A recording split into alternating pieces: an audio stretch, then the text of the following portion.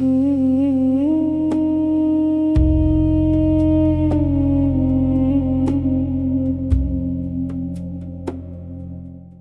Anadolu'nun saklı kalmış doğa harikalarından birindeyiz. Halk arasında Vanadokya olarak anılan Peri Bacaları.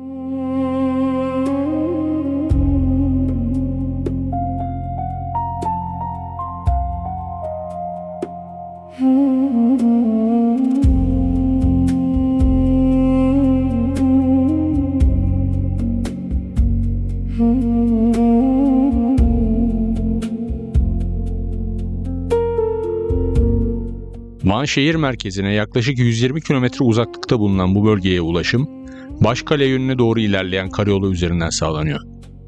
Yavuzlar mahallesine ulaştıktan sonra kısa bir yürüyüşle Peri Bacalarının bulunduğu vadiye varabilirsiniz.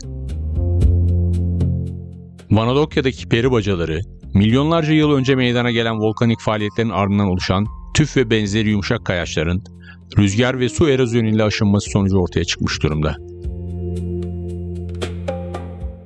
Sert kaya tabakaları üstte kalırken alttaki daha yumuşak katmanlar zamanla aşınmış ve bu etkileyici sütun yapıları oluşmuş.